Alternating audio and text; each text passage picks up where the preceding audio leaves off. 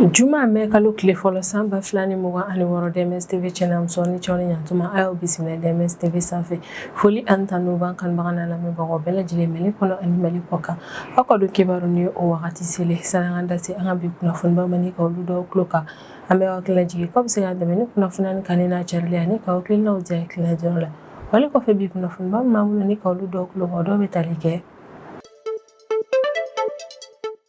Nafɔ bɛɛ lajɛlen b'a kalama cogo min kabini attaque yɛrɛ kɔni kɛra an ka Mali jamana kɔnɔna na avril kalo tile 25 tɛmɛnen san 2026 min yɛrɛ kɔni an ka Mali fintigilakaw ye olu kɔni cɛsirilen bɛ an ka jamana localité bɛɛ lajɛlen na walasa ka se ka fɛrɛlatigɛ ka banbaci wale maa ninnu si latunu ka bɔ an ka Mali jamana kɔnɔna na o ko hukumu yɛrɛ de kɔnɔna na ko araba tɛmɛnen avril kalo tile 29 san 2026 min an ka Mali fintigilakaw ye k'olu ye opération ba dɔ yɛrɛ kɔni kɛ Kidal ville kɔnɔna na opération min yɛrɛ kɔni senfɛ an ka Mali fintigilakaw sera ka cɛnni don banbaci wale maaw ka maramafɛn marayɔrɔ dɔ yɛrɛ kɔnɔ fɛnɛ tɛmɛnen kɔfɛ an ka Mali fintigilakaw sera ka banbaci wale maa caman fɛnɛ faga Kidal région kɔnɔna na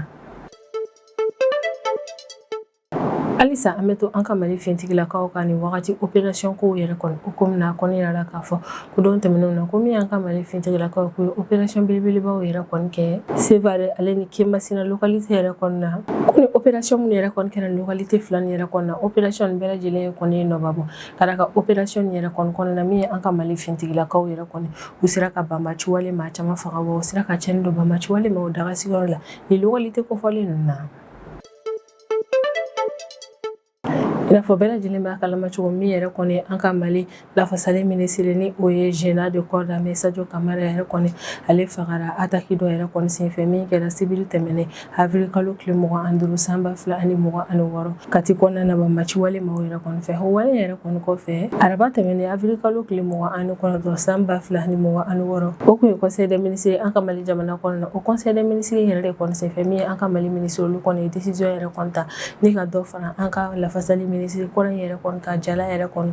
ka o kɛ hommage ne ka ɲɛsin ma kofɔli ma ka d'a kan k'a ka ɲɛnamaya kɔnɔna na a ye sacrifier jamana ye wa a ye ko caman kɛ walasa min yɛrɛ kɔni ye jamana ka souveraineté o bɛ se ka to jamana bolo cogo min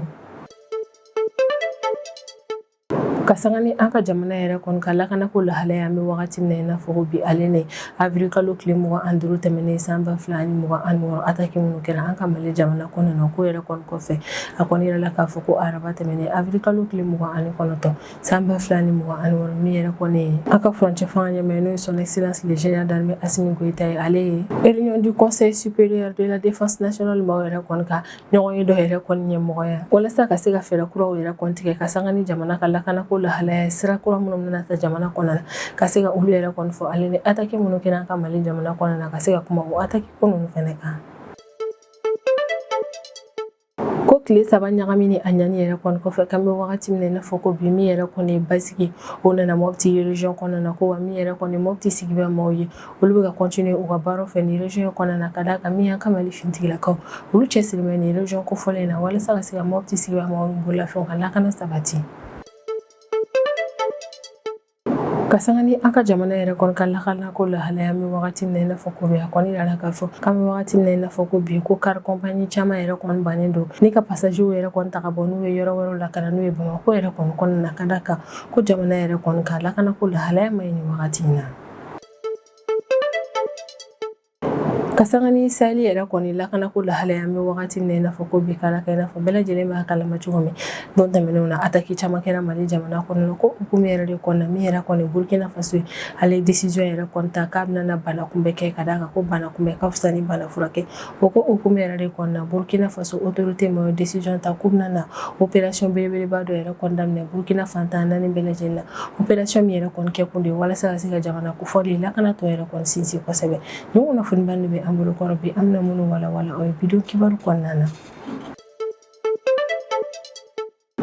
I n'a fɔ bɛɛ lajɛlen b'a kalama cogo min ka sanga ni an ka jamana yɛrɛ kɔni ka lakana ko lahalaya min wagati min na i n'a fɔ ko bi min yɛrɛ kɔni an ka Mali fintigilakaw olu cɛsirilen don jamana in fantan naani bɛɛ lajɛlen na walasa ka se ka fɛɛrɛ bɛɛ lajɛlen latigɛ min yɛrɛ kɔni Mali jamana kɔnɔ n'olu bololafɛnw ka se ka olu ka lakana sabati o ko hukumu yɛrɛ de kɔnɔna na alamisa tɛmɛnen avril kalo tile 30 san 2026 min yɛrɛ kɔni an ka état major général des armées ale bɛ bɔ ni ka communiqué kɛ communiqué min kɔnɔ état major b'a da maliden bɛɛ lajɛlen tulo kan k'a fɔ ko don tɛmɛnenw na k'an ka Mali fintigilakaw opération opération yɛrɛ kɔni kɛ Kidali ville kɔnɔna na opération min yɛrɛ kɔni senfɛ o sera ka dimi juguba de don banbaci walemanw la état-major ka kɔrɔfɔ la a ka communiqué yɛrɛ kɔni kɔnɔna na ko araba tɛmɛnen avril kalo tile 29 san 2026 k'i n'a fɔ bɛɛ lajɛlen b'a kalama cogo min yɛrɛ kɔni an ka Mali fintigilakaw olu kɛmɛ n'u ka sanfɛ kɛlɛkɛminɛnw wuli walasa ka se ka jamana lakɔlɔsili baaraw kɛ ko ka sanfɛ kɛlɛkɛminɛnw yɛrɛ kɔni to jamana lakɔlɔsili baara la don ko fɔlen de la ko y'u ka nin opération in kɛ ko ka vecteur aérien yɛrɛ kɔni to jamana lakɔlɔsili baaraw yɛrɛ kɔnɔna na Kidali ville kɔnɔna na u kɔni taara bɔ banbaci walemaw ka marifa ale n'u ka logistique mara yɔrɔ dɔ yɛrɛ kɔni kan ko o bɛ kɛ wagati dɔ la o y'a sɔrɔ wagati tɛmɛnenw yɛrɛ kɔnɔna na min yɛrɛ kɔni banbaci walema ninnu ye u kun taara faraku kɛ ni ka ɲɛsin kan ale ni gouvernorat yɛrɛ kɔni ma Kidali région kɔnɔna na ko vecteur aérien yɛrɛ kɔni talen bɔ nin fɛn yɛrɛ kɔni kan u y'o kunnafoniya lase an ka Mali fintigilakaw ma an ka fintigilakaw sɔrɔla ka ordre yɛrɛ kɔni di o de kɔfɛ vecteur aérien yɛrɛ kɔni sɔrɔla ka faraku kɛ ni ka ɲɛsin banbaci walema yɛrɛ kɔni ka logistique ale n'u ka kɛlɛkɛminɛn mara yɔrɔ ninnu ma ko faraku min kɛra ni ka ɲɛsin nin yɔrɔ yɛrɛ kɔni ma faraku yɛrɛ kɔni kɛra faraku ɲumanba ye ka d'a kan faraku yɛrɛ kɔni kɔnɔna yira k'a fɔ ko banbaci walema caman fagara ko faraku in kɛra ni ka ɲɛsin banbaci walemaw yɛrɛ kɔni ka minɛn bila yɔrɔ kɛrɛnkɛrɛnnen minnu ma ni o ye u ka marifaw n'u ka logistique yɛrɛ kɔni ye ko tiɲɛni donna o bɛɛ lajɛlen na ko banbaci walemaw ka fɛn kɛrɛnkɛrɛnnen min yɛrɛ kɔni kun maralen kun bɛ nin yɔrɔ ninnu na o de ye citerne mobile pick-up ni o kun falen don maramafɛn de la ale ni blindé kelen o yɛrɛ de kɔni kun bɛ nin yɔrɔ kofɔlen in na an ka Mali fintigilakaw ye faraku kɛ ni ka tiɲɛni don ni minɛn ninnu bɛɛ lajɛlen na n'u kun ye banbaci walemaw de ta ye état-major ka kuma yɛrɛ kɔni kɔnɔna na ni communiqué yɛrɛ kɔni kɔnɔna na a bɛ foliba kɛ ni ka ɲɛsin an ka Mali fintigilakaw ma kɛrɛnkɛrɛnnenya la minnu sen donna nin opération in na a b'u fo ka cɛsiralen n'u ka baara kɛ ko ɲuman na nin opération in senfɛ wa a bɛ tila ka hakilisi kuma fɔ Mali jamana kɔnɔdenw k'a fɔ k'an bɛ wagati min na i n'a fɔ ko bi komi an ka Mali fintigilakaw k'u cɛsirilen bɛ banbaci walemaw yɛrɛ kɔni nɔna minɛli la Mali fantan naani bɛɛ lajɛlen na ko in bɛɛ lajɛlen kɛ kun ye walasa ka se ka an Mali jamana kɔnɔdenw n'an bololafɛnw ka lakana ka sabati halisa an bɛ to an ka Mali fintigilakaw ka opération ko hukumu na nin wagati in na i n'a fɔ bɛɛ lajɛlen b'a kalama cogo min an ka Mali fintigilakaw cɛsirilen bɛ Mali fantan naani bɛɛ lajɛlen la walasa ka se ka fɛɛrɛ tigɛ ka banbaci walema ninnu si latɔrɔ ko hukumu de la ko don tɛmɛnenw la u taara opération baw yɛrɛ kɔni kɛ Kemasina ale ni Sevare localité yɛrɛ kɔnɔna na ni kunnafoni yɛrɛ kɔni laseli kɛra communiqué la min yɛrɛ kɔni carila araba tɛmɛnen avril kalo tile 29 san 2026 an ka état-major général des armées yɛrɛ kɔni fɛ ni état-major kɔni y'a yira k'a fɔ ko kabini avril kalo tile 25 tɛmɛnen san 2026 ko min yɛrɛ kɔni an ka Mali fintigilakaw ka sanfɛ kɛlɛkɛminɛnw ye olu kɔni bɛ ka jamana lakɔlɔsili baaraw kɛ ko ka sanfɛ kɛlɛkɛminɛnw yɛrɛ kɔni to jamana lakɔlɔsili baaraw yɛrɛ kɔnɔ u taara opération dɔw yɛrɛ kɔni kɛ Kemasina ale ni Sevare localité la ko Sevare localité la ni yɛrɛ kofɔlen yɛrɛ kɔni bɛ kɛrɛnkɛrɛnnenya la Mopti région de kɔnɔna na ko ka vecteur aérien yɛrɛ kɔni to jamana lakɔlɔsili baaraw la ko min yɛrɛ kɔni sanfɛ kɛlɛkɛminɛnw ye u taara bɔ banbaci walemaw dagasigiyɔrɔ dɔ yɛrɛ kɔni kan ni localité in na ko vecteur aérien yɛrɛ kɔni talen bɔ banbaci walema ni dagasigiyɔrɔ yɛrɛ kɔni kan u y'o signali yɛrɛ kɔni di an ka Mali fintigilakaw ma o de kɔfɛ fintigilakaw sɔrɔla ka ordre di o yɛrɛ de kɔni na min ye vecteur aérien ye faraku kɛ ni ka ɲɛsin banbaci walema ni dagasigiyɔrɔ in ma ko faraku in yɛrɛ kɔni kɛra sebaya ye ka d'a kan hakɔnina la k'a fɔ ko faraku in yɛrɛ kɔni kɔnɔna na ko banbaci walema minnu fagara k'u bɛ banbaci walema tan yɛrɛ kɔni bɔ ko fɛnɛ tɛmɛlen kɔfɛ banbaci walema caman yɛrɛ kɔni joginna ko wa o dagasigiyɔrɔ min tun bɛ nin yɔrɔ kofɔlen yɛrɛ kɔni na ko tiɲɛni donna dagasigiyɔrɔ in fantan a naani bɛɛ lajɛlen na bɛ wagati min na i n'a fɔ ko bi état-major ka kɔrɔfɔ la ka communiqué in yɛrɛ kɔni kɔnɔna na ko ni opération yɛrɛ fɛnɛ kɔfɛ min ye vecteur aérien ye olu continuera halisa ni ka jamana lakɔlɔsili baaraw kɛ ko k'u to jamana lakɔlɔsili baaraw la u taara bɔ banbaci walejɛkulu maa dɔw yɛrɛ de kɔni kan minnu tun bɛ moto yɛrɛ kɔni na Kemasina localité la ko vecteur aérien yɛrɛ kɔni talen bɔ ni banbaci walejɛkulu maaw yɛrɛ kɔni kan n'u tun bɛ moto la Kemasina nord yan fanfɛla yɛrɛ kɔni na k'u y'o signalement yɛrɛ kɔni di an ka Mali fintigilakaw ma o de kɔfɛ ordre sɔrɔla ka di o yɛrɛ kɔni kɛlen vecteur aérien fɛnɛ faraku kɛ ni ka ɲɛsin banbaci walejɛkulu maa nin yɛrɛ kɔni ma n'u tun bɛ moto de sanfɛ k'o faraku min kɛra ni ka ɲɛsin banbaci walejɛkulu maa nin yɛrɛ kɔni ma ko faraku in yɛrɛ kɔni kɔnɔna na banbaci walema minnu yɛrɛ kɔni fagara o dɔgɔyalenba ye maa 7 de ko faraku filanan wɛrɛ kɛra ni ka ɲɛsin mobili dɔ yɛrɛ kɔni ma mobili min yɛrɛ kɔni kun falen kun don kɛlɛkɛminɛnw yɛrɛ de kɔni na ko faraku in yɛrɛ kɔni kɛra sababu ye ni ka mobili fantan a naani bɛɛ lajɛlen yɛrɛ kɔni tiɲɛ communiqué yɛrɛ kɔni kɔnɔna na min ye état-major général des armées ale bɛ hakili sigi kuma fɔ maliden bɛɛ lajɛlen k'a fɔ ko min yɛrɛ kɔni banbaci walemaw ɲinini u nana minɛli ale ni o bɔnɛliw ni na ko baaraw bɛ continuer an ka Mali fintigilakaw fɛ jamana in fantan naani bɛɛ lajɛlen la ko n'u y'u ye k'u lafiya dɔrɔn o b'a sɔrɔ min yɛrɛ kɔni ye banbaci walema olu si latunna ka bɔ an ka Mali jamana kɔnɔna na ko in bɛɛ lajɛlen kɛ kun ye walasa min an Mali jamana kɔnɔdenw n'an bololafɛnw an ka lakana ka se ka sabati wa an ka se ka yɛlɛ an ka jamana fantan naani bɛɛ lajɛlen ni ɲɔgɔn cɛla la araba tɛmɛnen avril kalo tile 29 san 2026 o kun ye conseil des ministres an ka Mali jamana kɔnɔ na. O conseil des ministres yɛrɛ de kɔni senfɛ min yɛrɛ kɔni an ka Mali ministres yɛrɛ kɔni olu ye décision ba dɔ yɛrɛ kɔni ta an ka jamana maa dɔ yɛrɛ kɔni kun ka ko kan. An ka conseil des ministres maaw ye nin décision min yɛrɛ kɔni ta yirala k'a fɔ ko nin décision yɛrɛ kɔni décision kɔrɔmanba yɛrɛ de kɔni ye. I n'a fɔ bɛɛ lajɛlen b'a kalama cogo min sibiri tɛmɛnen avril kalo tile 25 san 2026 attaque ba minnu yɛrɛ kɔni kɛra an ka Mali jamana kɔnɔ na. O attaque yɛrɛ kɔni kɛra sababu ye ne ka an ka général de corps d'armée Sadio Kamara ni ale de an ka Mali lafasali ministre kani maa kofɔlen yɛrɛ kɔni bɔnɛ ani na ka sanga ni o ko yɛrɛ kɔni min an ka Mali autorité olu bɛ ka fɛɛrɛ latigɛ ni ka tasibila kɛ ka ɲɛsin ni maa kofɔlen ma. O tasibila ko hukumu yɛrɛ de kɔnɔna an ka conseil des ministres ma o ye décision yɛrɛ kɔni ta ni ka dɔ fara an ka ni lafasali ministre yɛrɛ kɔni ka garadi kan ni k'a sanayɛlɛ ka taa kɛ fo général d'armée yɛrɛ kɔni ye. Ni o jala yɛrɛ de kɔni bɛ armée bɛɛ lajɛlen jala yɛrɛ kɔni sanfɛ Mali jamana kɔnɔna na. Ni jala min yɛrɛ kɔni taara ni k'a di an ka Mali lafasali ministre ma ni kɔni ye jala kɔrɔmaba ye an ka Mali jamana kɔnɔna na ka d'a kan jala foyi tɛ nin jala in sanfɛ jamana in kɔnɔna na. Jala yɛrɛ kɔni taara ni k'a di ni maa kofɔlen yɛrɛ kɔni ma walasa ka se k'a yira diɲɛmɔgɔ bɛɛ lajɛlen na k'a fɔ ko min yɛrɛ kɔni ye an ka ni généralen yɛrɛ kɔni ko jamana bɛɛ lajɛlen b'a fɛ ko wa a ye cɛsiri baara minnu yɛrɛ kɔni kɛ walasa an ka Mali finitigilakaw ka se ka sanayɛlɛ ko bɛɛ lajɛlen o cɛsiri baara in an bɛ wagati min na i n'a fɔ général d'armée Sadio Kamara ni ale de kun ye an ka Mali lafasali ministre yɛrɛ kɔni ye. A kɔni yirala k'a fɔ ko n'i y'a ye an ka jamana souveraineté yɛrɛ kɔni renforcera kosɛbɛ k'ale jɔdaba yir'o la ko wa maa min yɛrɛ kɔni don a ye cɛsiri ka fɛɛrɛ bɛɛ lajɛlen latigɛ ka minɛn ɲumanw yɛrɛ kɔni di an ka kɛlɛkɛlaw ma walasa u ka se k'u lafasa kosɛbɛ kɛlɛkɛyɔrɔw la. Ni sanayɛlɛ min yɛrɛ kɔni kɛra ni ka ɲɛsin an ka lafasali ministre kɔrɔ yɛrɛ kɔni ma o sanayɛlɛ yɛrɛ kɔni kɔfɛ min an ka conseil des ministres maaw ye olu bɛ ka hommage kɛ ni ka ɲɛsin an ka ni cɛba in yɛrɛ kɔni ma. Wa n'a ta maa min yɛrɛ kɔni bɛ ka foliba kɛ ni ka ɲɛsin an ka garde nationale maaw yɛrɛ kɔni ma ka da kan i n'a fɔ bɛɛ lajɛlen b'a kalama cogo min yɛrɛ kɔni an ka lafasali ministre kɔrɔ yɛrɛ kɔni ale tun ye garde nationale membre de ye. An ka autorité yɛrɛ kɔni ka kɔrɔfɔ la ko n'i y'a ye olu ye ni jala in yɛrɛ kɔni ta ni ka di an ka lafasali kɔrɔ ministre yɛrɛ kɔni ma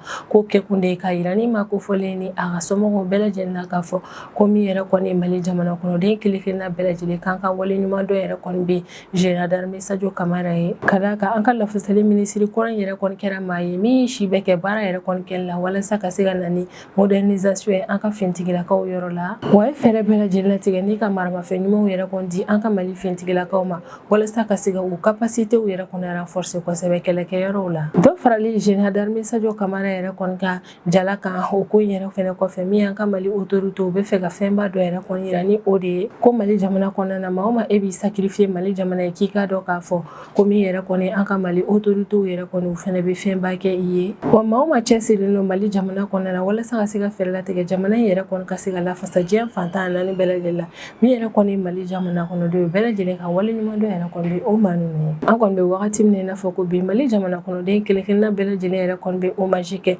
ni ka ɲɛsin général d'armée Sadio Kamara yɛrɛ kɔni ma an bɛɛ lajɛlen bɛ an ka wale ɲuman dɔ kɛ ni ka ɲɛsin ni maa kofɔlen ma ka d'a kan ale tora faso baara yɛrɛ kɔnɔna wa ni maa kofɔlen ka ɲɛnamaya kɔnɔna na a ye si bɛɛ lajɛlen kɛ walasa ka se ka fɛɛrɛ latigɛ min yɛrɛ kɔni Mali ka souveraineté o tɔ ka sinsin kosɛbɛ. Araba tɛmɛnen avril kalo tile 29 san 2026 ni yɛrɛ kɔni an ka Mali furancɛ fanga ɲɛmaa ye ni o ye son excellence le général d'armée Assimi Goïta ye ale ye an ka conseil supérieur de la défense nationale maaw yɛrɛ kɔni ka ɲɔgɔnye dɔ yɛrɛ kɔni ɲɛmɔgɔya ni o ɲɔgɔnye yɛrɛ kɔni baara yɛrɛ kɔni tun bɛ ka boli fɛn min kan o de bɛ tali kɛ an ka jamana lakanako lahalaya kan wa o fɛnɛ kɔnɔna na u da taara se kɛrɛnkɛrɛnnenya la avril kalo tile 25 tɛmɛnen san 2026 attaque minnu kɛra an ka Mali jamana kɔnɔna na. Furancɛ fanga ɲɛmaa ale ni an ka conseil supérieur de la défense nationale maaw tilalen u ka ɲɔgɔnye yɛrɛ kɔnɔna min an ka ministre de la sécurité et de la protection civile ye ni o ye général Daoud Ali Mohamedine ye. Ale kɔni y'a yira k'a fɔ ko avril kalo tile 25 tɛmɛnen san 2026 ko attaque minnu kɛra an ka Mali jamana kɔnɔ ni attaque ninnu kun labɛnnen don banbaaci wale maaw de fɛ ko attaque nin yɛrɛ kɔni kɔlɔlɔ sera ka dɔgɔya ka d'a kan min yɛrɛ kɔni ye an ka Mali finitigilakaw olu teliyara u ka jaabi fɛ wa y'u cɛsiri ka baara kɛ ko ɲuman kɛ opération ninnu kɔnɔna na ko wale yɛrɛ kɔni kɛra sababu ni min an ka Mali finitigilakaw sera ka tiɲɛniba yɛrɛ de kɔni don banbaaci wale man yɛrɛ kɔni kunna. An bɛ wagati min na i n'a fɔ ko bi an ka jamana bɛ lahalaya min yɛrɛ kɔnɔna an ka conseil supérieur de la défense nationale maaw yɛrɛ kɔni